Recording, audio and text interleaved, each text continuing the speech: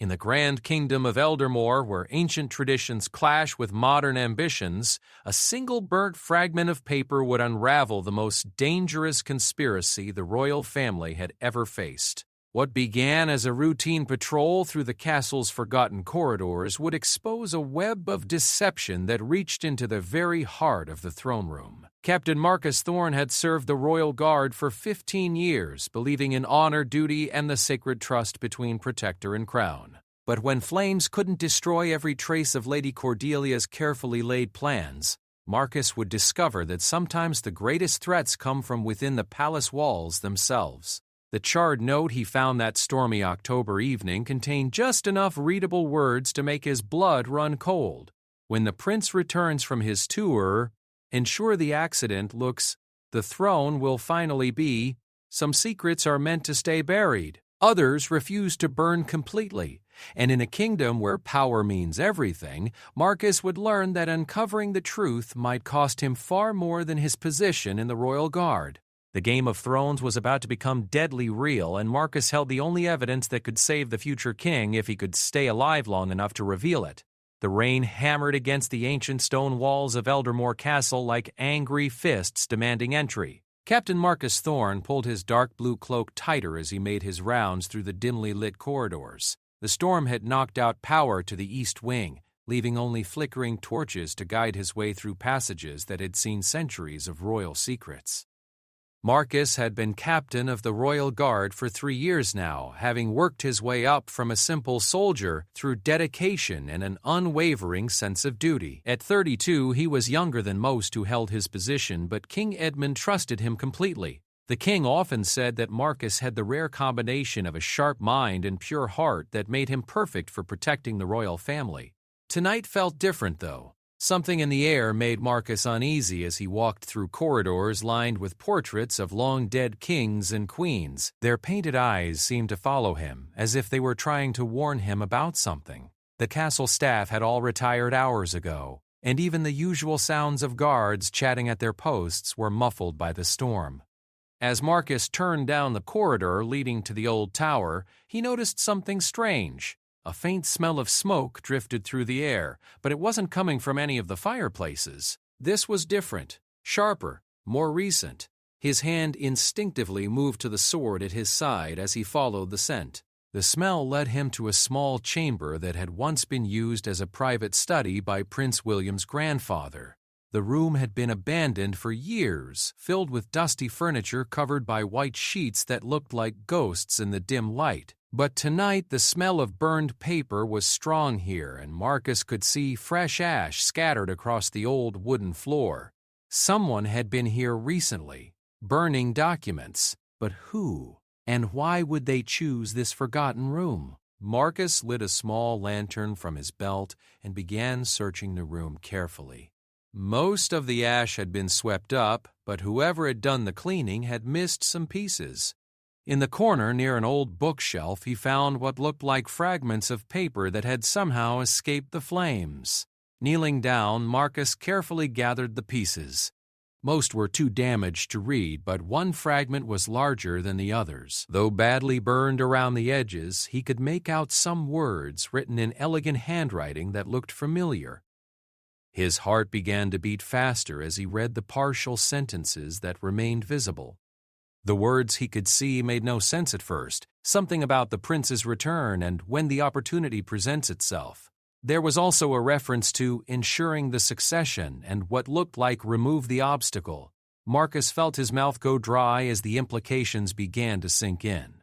This wasn't just any burned document. This appeared to be part of a letter discussing some kind of plan involving Prince William, who was currently away on a diplomatic tour of the neighboring kingdoms. The prince was due to return in just 2 weeks for his engagement celebration with Princess Isabella of Westmere.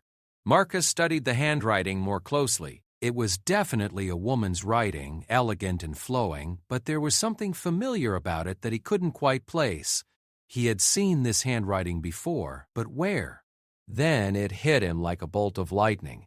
The writing belonged to Lady Cordelia Blackwood, the king's sister-in-law and one of the most influential people in the royal court. Lady Cordelia had married the king's younger brother, Prince Richard, 15 years ago, but Richard had died in a hunting accident just 5 years into their marriage. Since then, Cordelia had remained at court, serving as an advisor to the king and playing an important role in court politics. But why would Lady Cordelia be burning letters about Prince William? And what did these cryptic references mean? Marcus felt a chill run down his spine that had nothing to do with the cold stone walls around him. Lady Cordelia had always been ambitious. Everyone at court knew that she had never fully accepted that her husband's early death had removed her from the direct line of succession. When Prince Richard died, any children they might have had would have been ahead of Prince William in line for the throne. But they had never had children, and William remained the heir. Marcus remembered now how Lady Cordelia had always paid special attention to Prince William, almost like a second mother. She had been involved in his education, his training, and even had influence over his choice of friends and activities. Everyone thought she was simply being a caring aunt, but what if there was something more sinister behind her involvement? The storm outside seemed to grow stronger, and a flash of lightning illuminated the room just as Marcus heard footsteps in the corridor outside. Someone was coming. Quickly, he tucked the burned fragments into his jacket and extinguished his lantern, hiding behind the large bookshelf just as the door creaked open. Through a gap between the books, Marcus watched as a cloaked figure entered the room carrying a small lamp. The person moved carefully, checking the floor where the documents had been burned. Even with the hood up, Marcus could tell by the way the figure moved that it was a woman, and when she turned slightly, he caught a glimpse of her profile. It was indeed Lady Cordelia. She spent several minutes searching the floor, clearly looking for any remaining pieces of the documents she had burned. Marcus held his breath, afraid that even the slightest sound would give away his hiding place. Finally, she seemed satisfied that everything had been destroyed and moved toward the door. But just as she reached the threshold, she stopped and spoke in a low voice to someone in the corridor that Marcus couldn't see. "Everything is ready for his return. Make sure the arrangements are in place exactly as we discussed. There can be no mistakes this time," a man's voice answered, but Marcus couldn't make out the words. Lady Cordelia responded with something that made Marcus's blood run cold. "The kingdom needs strong leadership, not a dreamy young man who cares more about books than ruling. Father always said that sometimes difficult choices must be made for the greater good. William will understand eventually." Marcus pressed himself further back against the bookshelf, his mind racing.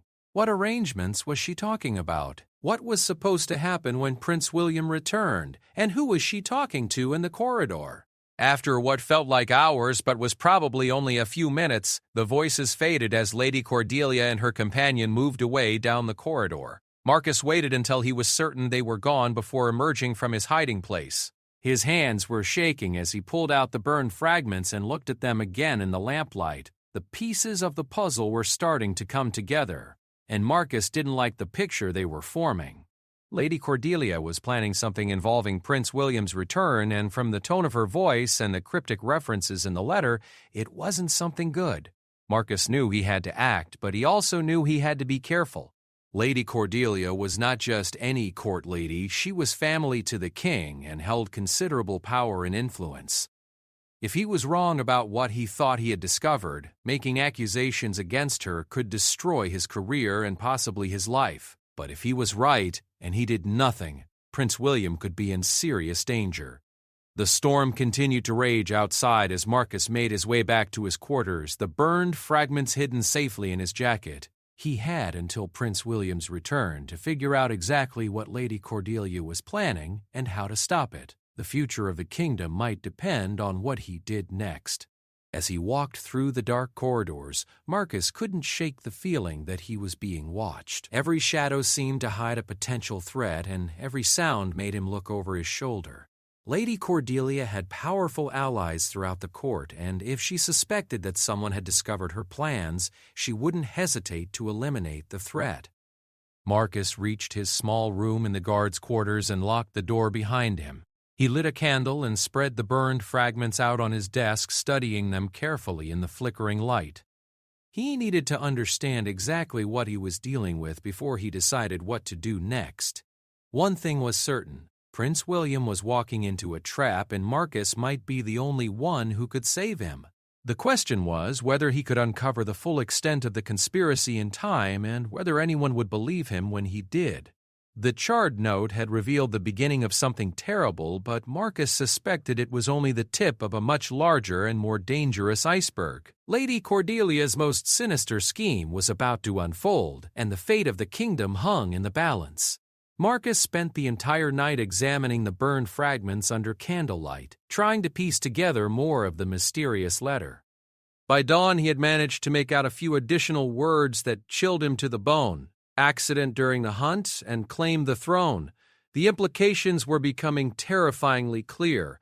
As the sun rose over Eldermore Castle, Marcus knew he couldn't handle this alone, but he also knew that approaching the wrong person could be fatal. Lady Cordelia had been at court for 15 years and had built a network of allies and supporters. Many of the nobles owed her favors, and some of the guards had served under her late husband, Prince Richard, and still felt loyalty to her. Marcus decided his first step would be to learn more about Lady Cordelia's recent activities and who might be helping her. He dressed carefully in his uniform and made his way to the castle's main hall, where the morning shift of guards would be gathering for their assignments. The great hall was buzzing with activity as servants prepared for the day's court sessions.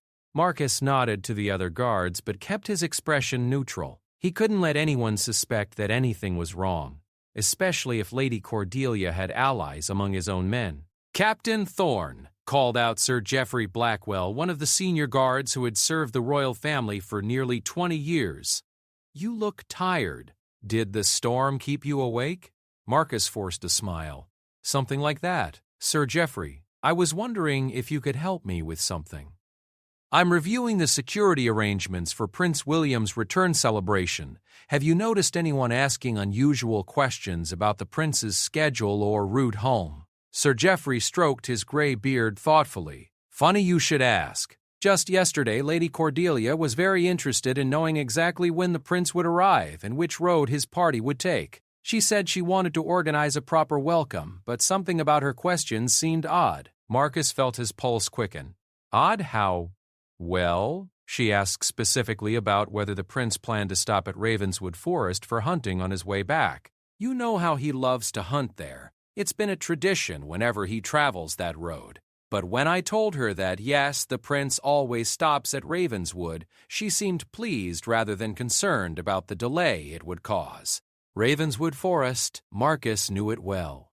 It was a dense woodland about a day's ride from the castle, full of deer and wild boar that made for excellent hunting, but it was also isolated, with thick trees that could hide dozens of men. If someone wanted to stage an accident during a hunt, it would be the perfect location. "Did Lady Cordelia ask anything else?" Marcus pressed. She wanted to know how many guards would be traveling with the prince and whether they planned to spread out during the hunt or stay close together. "I thought she was just being thorough about security, but now that you mention it, her questions were quite specific." Marcus thanked Sir Geoffrey and excused himself, claiming he needed to review the guard rotations. Instead, he made his way to the castle's library, where he hoped to find more information about Lady Cordelia's background and any connection she might have outside the castle. The library was a vast room filled with thousands of books and documents dating back centuries.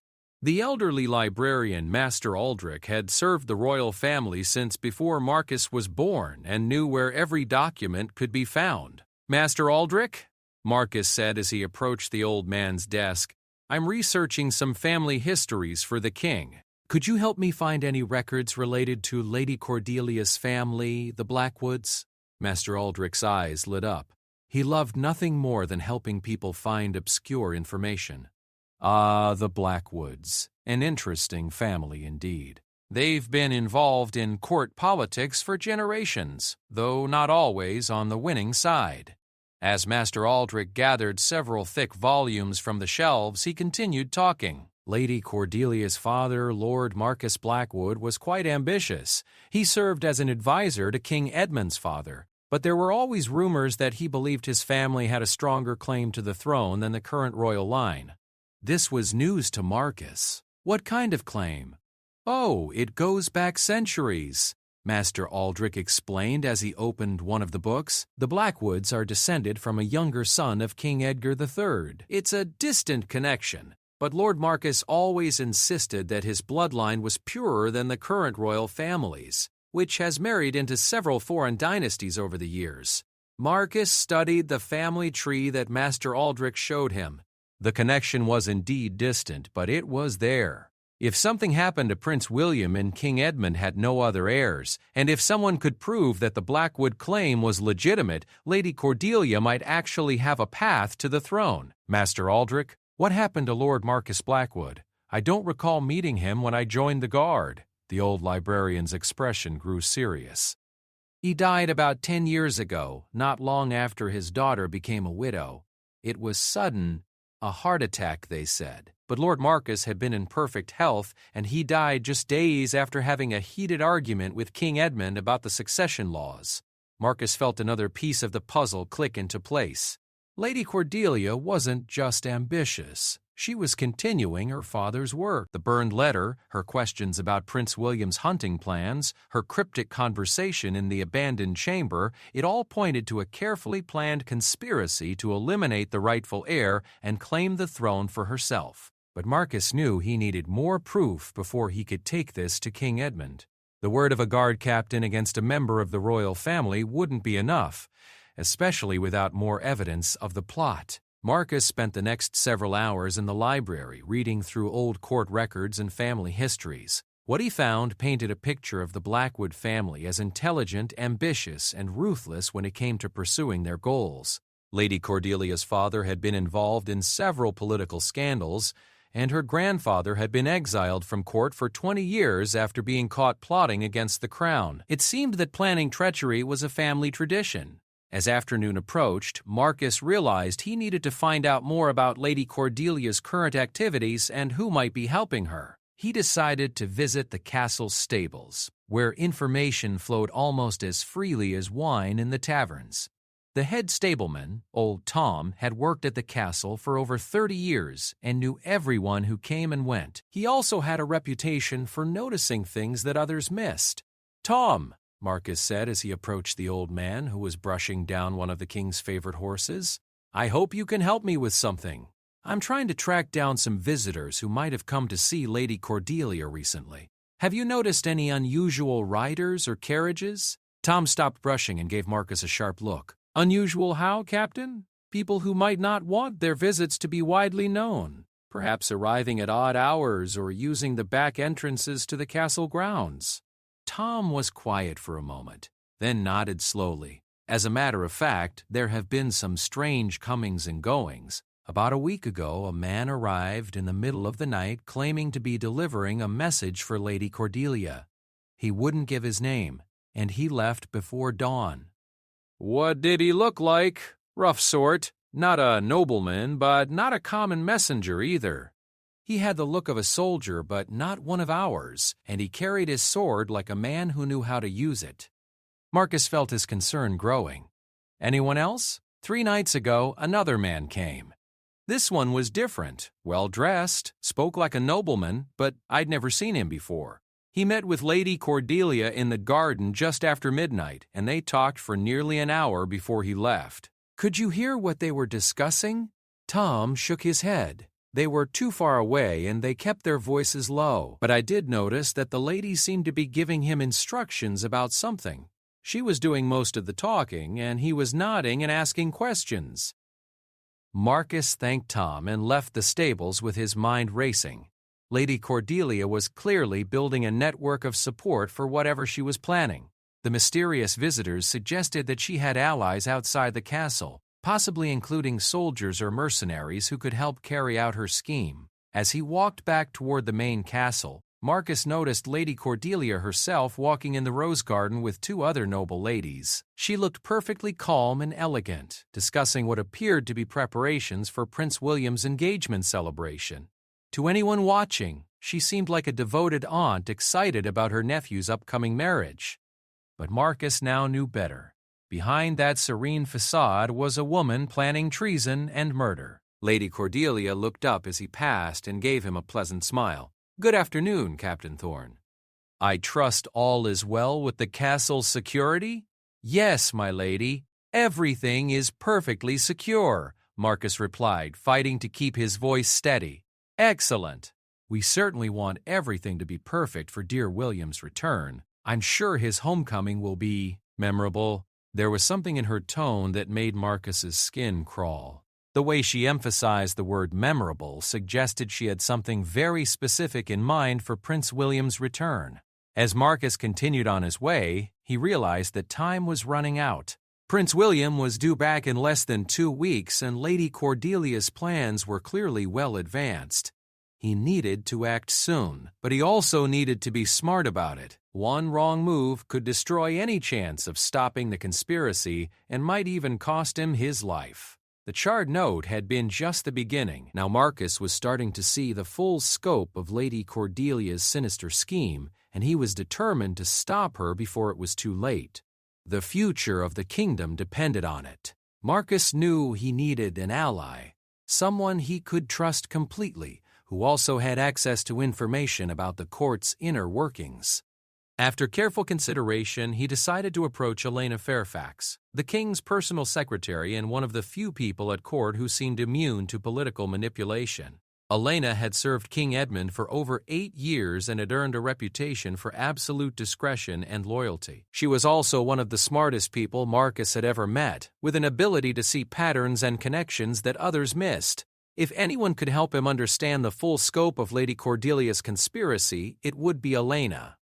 Marcus found her in the king's private study, organizing correspondence for the next day's meetings. She looked up as he entered, her intelligent gray eyes immediately noticing his tension. "Captain Thorne, you look troubled. Is there something wrong with the castle's security?" Marcus glanced around to make sure they were alone, then closed the door behind him. "Miss Fairfax, I need to speak with you about something extremely sensitive. I believe there may be a threat to Prince William's life." Elena set down her papers and gave him her full attention. "What kind of threat?" Marcus pulled out the burned fragments he had discovered and explained everything, finding them in the abandoned chamber, recognizing Lady Cordelia's handwriting, overhearing her conversation, and learning about her mysterious visitors. Elena listened without interrupting, her expression growing more serious with each detail. When Marcus finished, Elena was quiet for a long moment, studying the burned pieces. Finally, she spoke. "Captain, what you're suggesting is treason at the highest level, but I have to admit, some things have been bothering me lately about Lady Cordelia's behavior." "What things?" Elena moved to a locked cabinet and withdrew a thick folder. "I keep records of all official correspondence that passes through the king's office. In the past month, Lady Cordelia has sent an unusual number of letters to various nobles throughout the kingdom. She claimed they were social invitations, but the frequency and timing seemed odd." Elena opened the folder and showed Marcus a list of names. "Look at this. She's been corresponding with Lord Hartwell, whose lands border Ravenswood Forest, also with Sir Roderick Ashford, who commands a small private army of knights. And here, letters to Lady Margaret Thornfield, whose husband controls the main roads leading to the castle." Marcus studied the list and felt his stomach drop. These weren't random nobles, they were strategically positioned throughout the kingdom in ways that could support a coordinated plan against Prince William. "There's more," Elena continued. "Last week, Lady Cordelia requested access to the royal treasury records, claiming she needed to plan the budget for Prince William's engagement celebration. But she spent far more time reviewing the kingdom's military expenses and defense capabilities than she did looking at party planning costs. Did you find that strange? Very strange. But Lady Cordelia is family, and she's always been involved in court business. I noted it in my files, but didn't think to question it until now." Elena pulled out another document. "And there's this. 3 days ago, she requested detailed maps of all the roads between here and Prince William's current location. Again, she said it was for planning his welcome home, but she was particularly interested in the route through Ravenswood Forest. Marcus felt the pieces of the conspiracy coming together like a deadly puzzle. Elena, I think Lady Cordelia is planning to have Prince William killed during his traditional hunting stop at Ravenswood. She's been coordinating with nobles who control the surrounding area, possibly building a network to support her claim to the throne afterward. Elena's face had gone pale. If that's true, we have less than 2 weeks to stop her.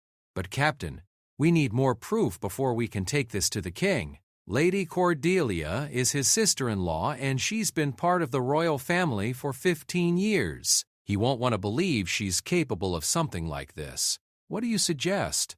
Elena thought for a moment, then pulled out a sheet of paper and began writing. I'm going to create a reason for you to travel to the villages near Ravenswood Forest. You'll be conducting a routine security inspection before the prince's return. While you're there, see if you can learn anything about unusual activity or new arrivals in the area. She finished writing and handed Marcus an official-looking document. This should get you past any questions about why you're investigating. Meanwhile, I'll monitor Lady Cordelia's activities here at the castle and see if I can gather more evidence of her plans. Elena, if we're right about this, you could be in danger too. If Lady Cordelia suspects that someone is investigating her, I understand the risks, Captain. But if we don't act, Prince William will die and Lady Cordelia will likely succeed in claiming the throne. The kingdom would never recover from that kind of treachery. Marcus left the castle the next morning before dawn, riding toward Ravenswood Forest with Elena's official papers and a growing sense of urgency. The journey would take him most of the day, but he hoped to learn something that would help them stop Lady Cordelia's plot. The first village he reached was Millbrook, a small farming community about 10 miles from Ravenswood Forest. Marcus presented his papers to the village elder and explained that he was conducting a routine security inspection before Prince William's visit. Has anything unusual happened in the area recently? Marcus asked. Any strangers passing through or asking questions about the roads to the castle? The village elder, a weathered man named Thomas, scratched his chin thoughtfully. Now that you mention it, there have been some odd happenings. About a week ago, a group of men came through claiming to be merchants, but they didn't have any goods to sell. They asked a lot of questions about the hunting trails in Ravenswood Forest. How many men? 6 or 7, well armed for merchants, and they had the look of soldiers rather than traders. They spent 2 nights at the inn, and I heard them talking about meeting someone important when the target arrives. Marcus felt his pulse quicken. Did they say anything else about this meeting? One of them mentioned something about making sure the accident looks convincing and that the lady would reward them well if everything went according to plan. This was exactly the confirmation Marcus had been hoping for. Lady Cordelia had indeed arranged for men to be waiting in the forest, and their mission was clearly to kill Prince William and make it look like a hunting accident. Marcus spent the rest of the day visiting other villages in the area and heard similar stories. Strange men with military bearing had been asking questions, studying the forest paths, and talking about upcoming events that would change the kingdom forever. As the sun began to set, Marcus made his way to the edge of Ravenswood Forest itself. The ancient woods were dense and dark with thick undergrowth that would provide perfect cover for an ambush. There were several hunting trails that Prince William typically used, but one in particular, the King's Path, was his favorite because it led to a clearing where the best deer could be found. Marcus rode carefully along the King's Path, looking for any signs of recent activity. About halfway to the clearing, he found what he was looking for. Several trees had been recently cut down and arranged to block the main trail, forcing anyone who came this way to take a detour through a narrow ravine. The ravine would be a perfect killing ground. High walls on both sides would prevent escape, and archers positioned on the ridges above could easily pick off anyone trapped below.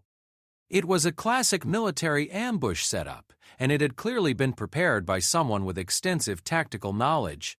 Marcus also found evidence that men had been camping in the woods, carefully hidden fire pits, disturbed ground where tents had been set up, and even some horse droppings that were recent enough to suggest the camp was still active. Lady Cordelia's hired killers were already in position, waiting for Prince William to arrive. As Marcus prepared to leave the forest, he heard the sound of horses approaching. Quickly, he hid his horse behind a large oak tree and climbed up into its branches to observe whoever was coming.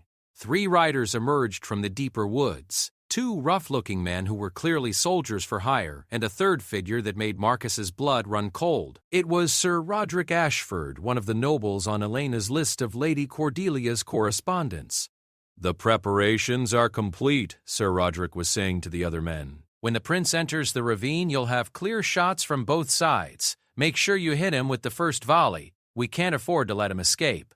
"What about his guards?" asked one of the soldiers. "They'll be spread out during the hunt as usual. We've arranged for most of them to be led away chasing false deer tracks. Only 2 or 3 should be with the prince when he reaches the ambush point, and they won't be expecting an attack." "And afterward?" Sir Roderick smiled coldly.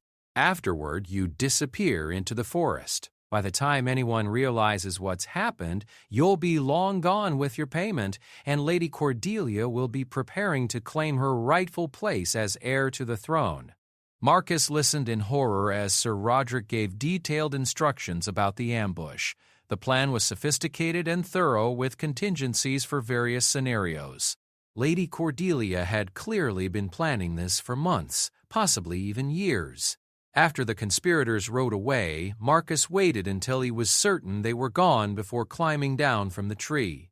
He had heard enough to confirm his worst fears. The conspiracy was real, it was well organized, and it was only days away from being carried out. Marcus rode through the night to get back to the castle, arriving just as dawn was breaking over the battlements. He found Elena waiting for him in the king's study, her face tense with worry. "What did you find?" she asked immediately. Marcus quickly told her everything: the suspicious strangers in the villages, the prepared ambush site, and most importantly, overhearing Sir Roderick Ashford coordinating the assassination plot. Elena's face grew grim. "Captain, we have to tell the king immediately. This is beyond what we can handle alone. Are you certain he'll believe us? Lady Cordelia is family, and Sir Roderick is one of his trusted nobles. We have to try. If we don't act now, Prince William will ride straight into that ambush, and the kingdom will fall into the hands of a murderer." As they prepared to request an urgent audience with King Edmund, Marcus couldn't help but wonder if they were already too late. Lady Cordelia's network was extensive and well prepared, and she had been planning this conspiracy for far longer than they had been investigating it. The charred note that had started it all seemed like a small thing now, compared to the vast web of treachery they had uncovered. But it had been enough to expose the truth, and Marcus was determined to make sure that truth reached the king before it was too late to save Prince William's life. King Edmund received Marcus and Elena in his private chambers just after the morning court session had ended. The 50-year-old monarch looked tired, the weight of ruling the kingdom evident in the lines around his eyes. He had been dealing with various diplomatic crises and trade disputes, and the last thing he expected was to hear accusations of treason against his own family. "Your Majesty," Marcus began, kneeling before the king while Elena curtsied respectfully, "we have urgent information regarding a threat to Prince William's life." The king's expression immediately became alert. "What kind of threat? Speak plainly, Captain." Marcus and Elena took turns presenting their evidence. The burned letter fragments, Lady Cordelia's suspicious activities, her correspondence with strategically positioned nobles, and most damning of all, Marcus's discovery of the planned ambush site and his overhearing of Sir Roderick's instructions to the assassins. King Edmund listened to everything in silence, his face growing darker with each revelation. When they finished, he stood and walked to the window, staring out at the castle grounds for a long moment. "These are serious accusations," he said finally. "Lady Cordelia has been part of our family for 15 years. She helped raise William after his mother died. I find it difficult to believe she would harm him." "Your Majesty," Elena said carefully, "I understand your reluctance to believe this, but the evidence is substantial, and Prince William is due to return in 8 days. If we're right, he's riding straight into a trap." King Edmund turned back to face them. "Even if I believed these accusations, what would you have me do?" "Arrest Lady Cordelia based on burned paper fragments and overheard conversations? Accuse Sir Roderick of treason without more concrete proof?" Marcus felt his frustration growing. "Your Majesty, we could send word to Prince William to change his route home, avoiding Ravenswood Forest entirely. And if you're wrong, if this is all a misunderstanding or coincidence, I would be insulting Lady Cordelia and Sir Roderick based on suspicions. It could destroy relationships that have taken years to build. Elena stepped forward. Your Majesty, may I suggest a compromise? Allow us to gather more evidence while taking precautions to protect Prince William. We could arrange for additional guards to accompany him without changing his route, or we could have troops positioned near Ravenswood Forest as backup. King Edmund considered this for a moment. Very well. Captain Thorne, I want you to personally select 20 of our best guards to join Prince William's escort when he reaches the border of our kingdom.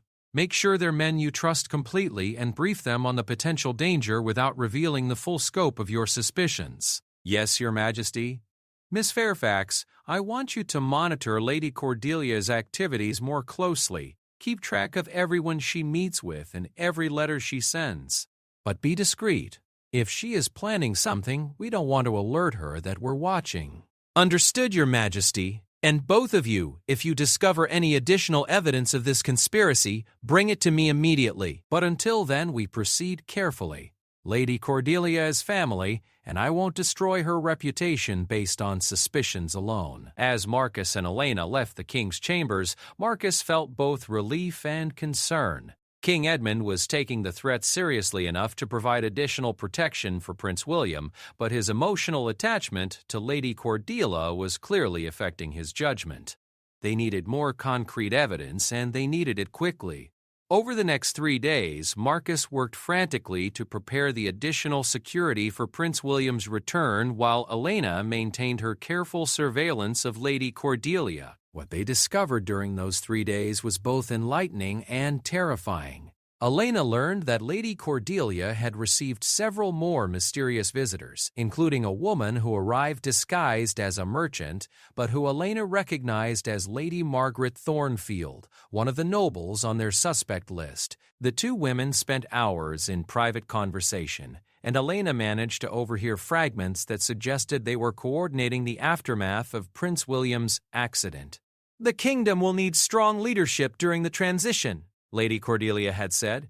We must be ready to step in immediately to prevent chaos. What about the king? Lady Margaret had asked. He won't simply accept William's death and name you as heir.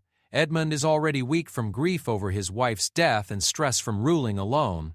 When he loses his son, too, it will break him. He'll need someone strong to help him make decisions, and eventually he'll see that naming me as heir is the only logical choice.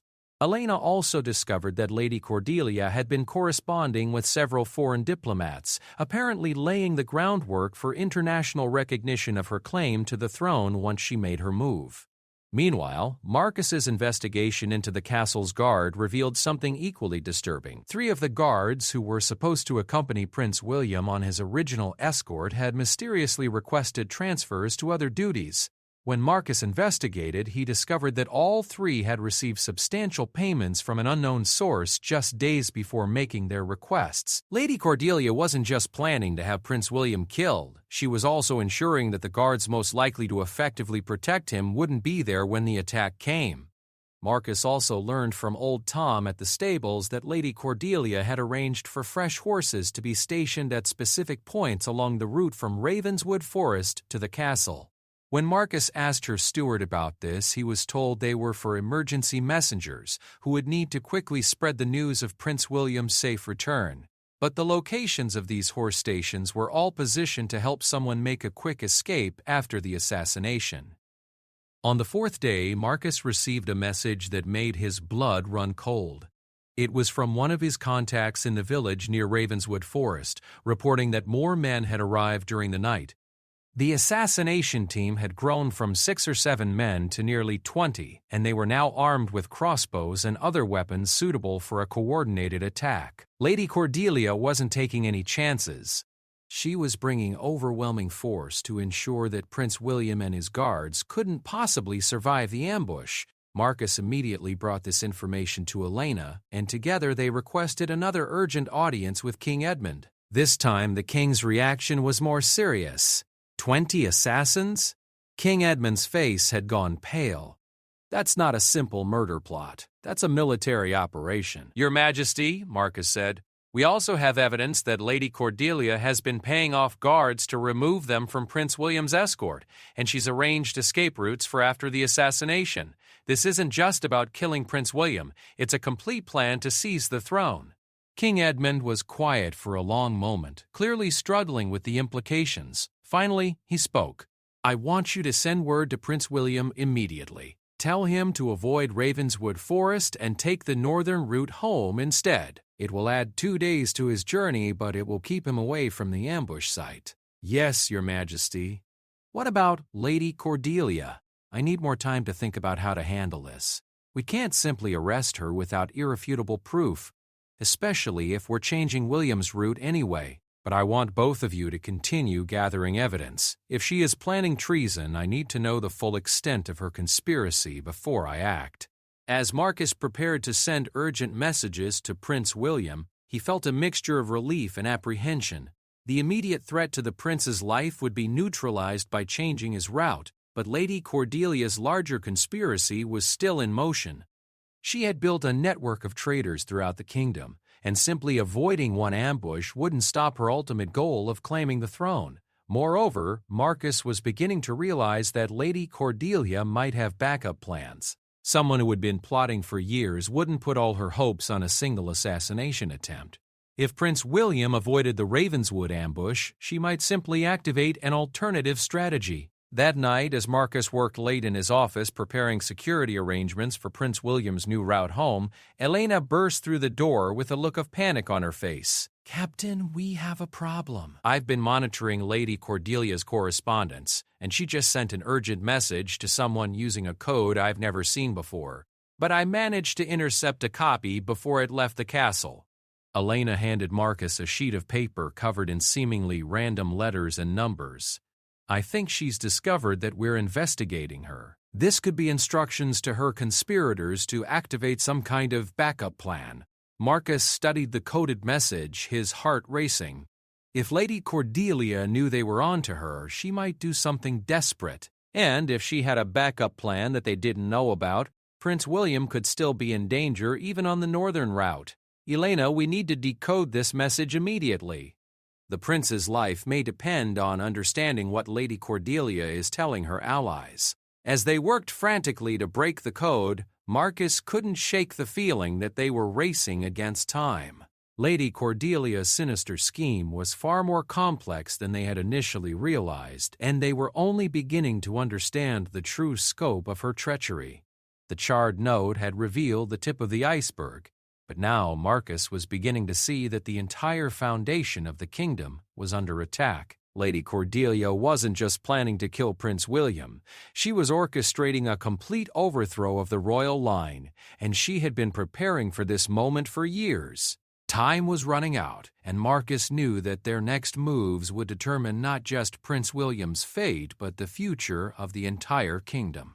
Marcus and Elena worked through the night trying to decode Lady Cordelia's mysterious message. Elena had studied various cipher systems as part of her secretarial training, and Marcus had learned basic military codes during his time as a soldier. Together, they tried every decryption method they could think of. As dawn broke over the castle, Elena suddenly sat up straight. Marcus, I think I have it. It's not a standard cipher, it's a book code. The numbers refer to specific pages, lines, and words in a particular text. What text? I think it's the royal genealogy records. Lady Cordelia has been studying them extensively, and she would assume that her conspirators have access to copies. Eleanor rushed to retrieve the official genealogy book from the king's library, and together they began translating the coded message using the page and line references. What they discovered made their blood run cold. Northern route compromised. Activate Contingency Plan 7. Strike at Thornfield Bridge during evening crossing. Signal confirmation received. Long live the true queen. Marcus felt his stomach drop. Lady Cordelia knows that we changed Prince William's route. Somehow she's discovered our plans, and she's already arranged an alternative ambush site. Elena's face was pale. Thornfield Bridge is on the northern route, about a day's ride from the castle. It's a narrow stone bridge over a deep gorge. There's no way to go around it and no escape if you're trapped on it. How could she have learned about the route change so quickly? We only sent the message to Prince William yesterday. Elena suddenly looks stricken. Marcus, I think I know. Lady Margaret Thornfield. She controls the area around Thornfield Bridge. If Lady Cordelia had already arranged for her to monitor all roads in her territory, she would have been notified as soon as the prince's escort changed course. Marcus ran to the window and looked out at the castle courtyard, his mind racing. Elena, when did Prince William leave his last stop? Do we know exactly when he'll reach Thornfield Bridge? Elena consulted her notes. Based on his original schedule and the message we sent, he should reach the bridge sometime this evening, just as the sun is setting. That's less than 12 hours from now. We have to warn him again, but there's no way a messenger can reach him in time. Elena paced back and forth, thinking frantically. What if we send riders to intercept him before he reaches the bridge? If we leave now with fast horses, we might be able to catch up to his party before they reach the danger zone. Marcus was already moving toward the door. I'll take a small group of my best men and ride immediately. But Elena, I need you to do something even more dangerous. We need to confront Lady Cordelia directly and get her to call off the attack.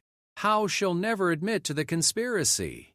Maybe not, but if she thinks we've discovered everything and that her plan is doomed to fail, she might be willing to negotiate. The key is making her believe that we have more evidence than we actually do. Elena nodded grimly. What about the king? Tell him everything we've discovered. Show him the decoded message. It should be enough to convince him that Lady Cordelia is guilty. But don't let him arrest her until after I've had a chance to stop the ambush. If she's taken into custody, her conspirators might panic and attack anyway. Marcus quickly gathered 4 of his most trusted guards and prepared horses for a desperate ride to intercept Prince William. As they thundered out of the castle gates, Marcus couldn't help but think that they were attempting the impossible. Lady Cordelia had been planning this conspiracy for years, building networks and contingencies that seemed to cover every possibility. But the Charred note had given them one crucial advantage. They knew about her plans when she thought they were secret. Now they had to hope that advantage would be enough to save Prince William's life and stop her treacherous scheme. Meanwhile, Elena prepared for what might be the most dangerous conversation of her life. She made her way to Lady Cordelia's private chambers, carrying copies of all the evidence they had gathered. If Marcus couldn't reach Prince William in time, Elena's confrontation with Lady Cordelia might be their last chance to prevent the assassination. Lady Cordelia was in her sitting room, embroidering what appeared to be a banner with the Blackwood family crest. She looked up with surprise when Elena entered without being announced. Miss Fairfax, this is highly irregular. I didn't summon you. My lady, I need to speak with you about a matter of urgent importance. We know about your plan to kill Prince William. Lady Cordelia's expression didn't change, but Elena noticed that her hands had gone completely still. I'm afraid I don't know what you're talking about, Miss Fairfax. Perhaps you should speak with someone about your concerns. Elena placed the decoded message on the table between them. We intercepted your coded instructions to Lady Margaret Thornfield. We know about the ambush at Thornfield Bridge just as we knew about the original plan for Ravenswood Forest. For the first time, Lady Cordelia's composed facade cracked slightly. Her eyes flicked to the message, and Elena saw a flash of genuine surprise. You decoded this? Impossible. The cipher is based on the royal genealogy records, the same books you've been studying to support your claim to the throne. We also know about Sir Roderick Ashford, your hired assassins, and your correspondence with foreign diplomats. Lady Cordelia set down her embroidery and studied Elena with new interest. You're more resourceful than I gave you credit for, Miss Fairfax. But even if you believe you understand what you've discovered, you're too late to stop anything. Lady Cordelia, Prince William is innocent. He's never done anything to harm you or your interests. Why do you want him dead? Lady Cordelia stood and walked to a portrait of her late husband, Prince Richard. You wouldn't understand. You weren't there when Richard died, when my entire future was stolen from me, William gets to be king simply because he was born first, while I have to watch everything that should have been mine go to someone who doesn't even want the responsibility. The kingdom prospers under King Edmund's rule. The people are happy and safe. The kingdom could do so much more under proper leadership. Edmund is weak, ruled by sentiment rather than logic. William is even worse. He spends more time reading poetry than studying military strategy. The Blackwood line has the strength and intelligence to make this kingdom truly great. Elena realized that trying to appeal to Lady Cordelia's conscience was hopeless. The woman was completely convinced that her actions were justified by her ambition and her family's ancient claims. Lady Cordelia, even if you succeed in killing Prince William, do you really think the people will accept you as queen? Do you think King Edmund will simply step aside and let you take the throne? Lady Cordelia smiled coldly. Edmund will have no choice. When his beloved son dies in a tragic accident, he'll be broken by grief. I'll be there to comfort him, to help him through his darkest hour, and to gradually convince him that naming me as his heir is the only way to ensure the kingdom's stability. And if he refuses, grief can make people do terrible things to themselves, you know. The kingdom will need strong leadership to survive such tragedies. Elena felt sick to her stomach. Lady Cordelia wasn't just planning to kill Prince William, she was prepared to murder King Edmund as well if necessary. The conspiracy was even more extensive than they had realized.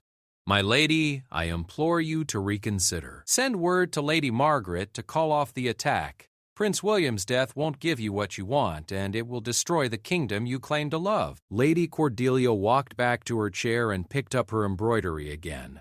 Miss Fairfax, I'm afraid you've become too dangerous to leave free.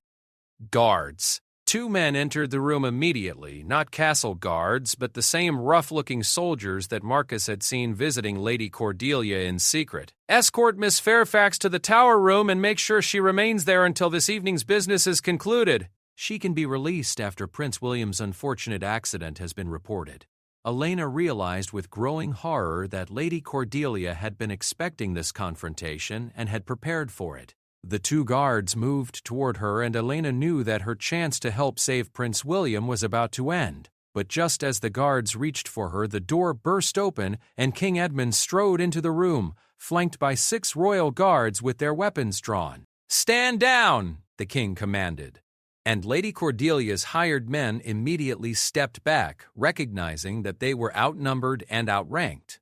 King Edmund's face was dark with fury as he looked at his sister-in-law. "Cordelia, Miss Fairfax has shown me everything. The burned letter, the decoded message, the evidence of your conspiracy. How could you betray our family like this?" Lady Cordelia straightened proudly, showing no sign of remorse. "I haven't betrayed anything, Edmund. I've been trying to save this kingdom from weak leadership. Richard would have been a better king than you, and I would be a better ruler than William. Richard is dead, Cordelia, and William is my son and the rightful heir.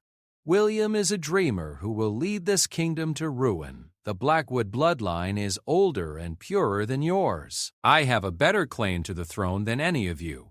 King Edmund shook his head sadly. Even if that were true, which it isn't, murder and treason are not the way to press a claim. You have dishonored yourself and your family's memory. As the king's guards moved to arrest Lady Cordelia, Elena suddenly remembered the most urgent priority. "Your Majesty, Prince William is still in danger." Captain Thorne rode out to intercept him, but Lady Cordelia's conspirators at Thornfield Bridge may not know that their leader has been captured. King Edmund's expression grew grim. "Then we ride immediately with the full royal guard. If my son is riding into an ambush, I'll be there to help him fight his way out." As they prepared to leave the castle with a force of 50 mounted guards, Elena couldn't help but think that everything now depended on whether Marcus had reached Prince William in time. The Charred note that had started their investigation had led them to uncover a conspiracy that reached the very heart of the kingdom, but the final battle was still to be fought. Lady Cordelia's sinister scheme had been exposed, but until Prince William was safe and her remaining conspirators were captured, the future of the kingdom would remain in doubt. The race to Thornfield Bridge would determine whether justice would triumph or whether a murderous traitor would succeed in stealing the crown through violence and treachery.